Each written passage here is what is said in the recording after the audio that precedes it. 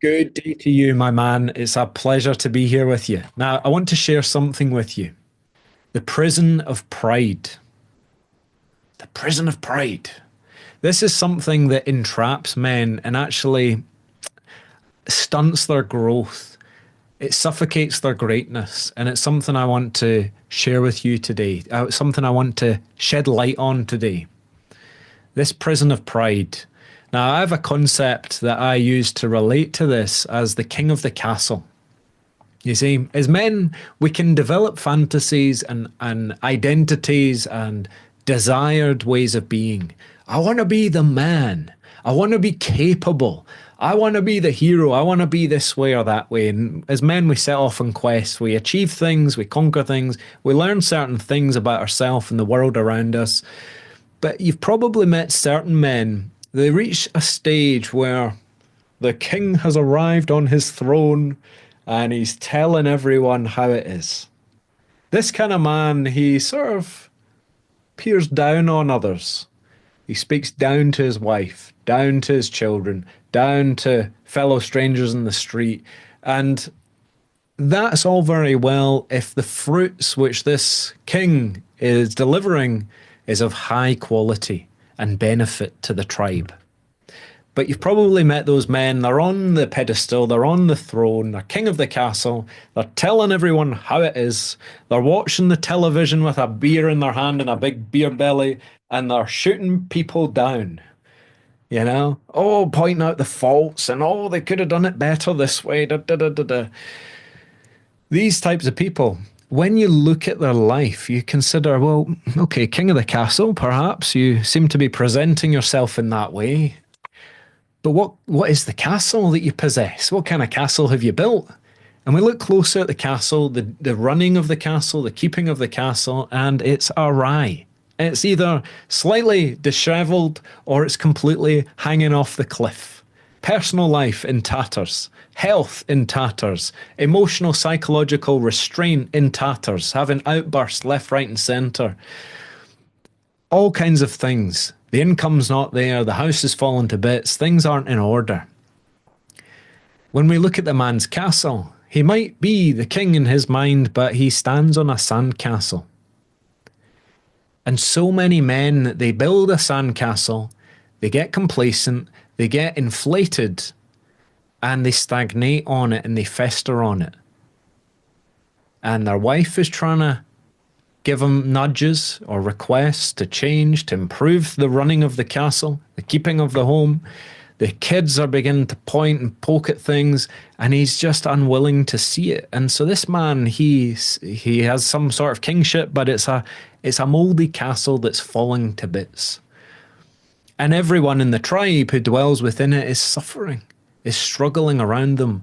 What happens in this case is that in that male pride, that kingship, that self-importance, that self-arrogance, they neglect what really matters. True, genuine leadership. You see, true, genuine leadership is taking full responsibility for the tribe, being willing to live, breathe, and die for the greater good of your extended body, which is your kingdom. So when members of the kingdom are saying, you know what, things are a little bit shit right now, or I didn't like the way you handled that, and the king is unable to receive feedback, then he's unable to improve. When you look at the greats, the men who have really changed the world, men that have really left a deep impression on the collective, you will see the journey they have taken. And it is not one of arrogance, it is one of great humility. It is one of great humiliation. Day by day, week by week, not feeling good enough, not feeling ready yet, not feeling worthy yet, being surrounded by people that are exposing the weakness that dwells within them. They're beginning to receive the realization that there's defects, that they're not quite where they should be. And in that humiliation, the willingness to be humiliated, to embrace that humiliation, the revelation of your weakness and inferiority, you can embrace that. Through that humiliation, humility emerges. Humility deriving from humus, of the earth. We find that solid ground in falling through all the defects and the weakness and the humiliation down this deep chasm. Eventually we hit rock bottom, and that is solid, my friend. That's where you can plant your feet. And if you have the courage to stand up and fight once more for who you truly are, that bedrock is your foundation. This is the man who built his house on the rock. Humility, my man. And in that, the new level emerges. The new horizon emerges. Bit by bit, we build from that position year after year. When you look at the greats, they have just continued. They have not settled for the sandcastle. They've maybe been on a sandcastle and they've just stamped on it and said, not good enough. Buddy, we're starting fresh. Something else has to come through here. Just like the seasons of the year, that cyclical cycle of birth in springtime, life coming in, the building into the peak of summer and in the fall. Where decay occurs, where death occurs, it creeps in slowly. And before you know, winter, flatlined. Get rid of the weakness. Get rid of the weakness. Back to bedrock, back to humility, back to humus, back to the earth for the next cycle. And if we're willing to live the life, celebrate the peak and the harvest and the victory, but the death, embrace the death, year after year, my friend. Year after year. And we build and we build and we build. In that humility, a grounded certainty, a confidence emerges that bears genuine fruit. But it can only happen if we're willing to surrender our pride. If we think we've made it, if we think we're all put together, we are deceiving ourselves. Unless the physical fruits of our labor are there in evidence, validating the virtues, the qualities, the leadership that we possess. So I wanted to share that one with you. I'd love to hear your perspective. If you have anything to add to this, send me a message in the comments below. Let's get a discussion together. I see it like sharpening the tip of the spear. I'm just one man over here speaking into a camera and a microphone. That's all I am right now.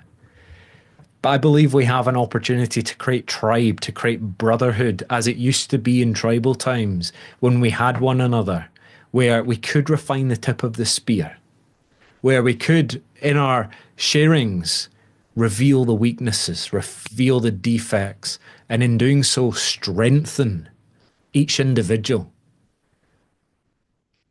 And that brings, of course, the success to the tribe. So rather than living in isolation, it's time for us to communicate. It's time for us to reclaim the tribal, primal heart and desire for connection. And here it is, my man, the opportunity here, rising men.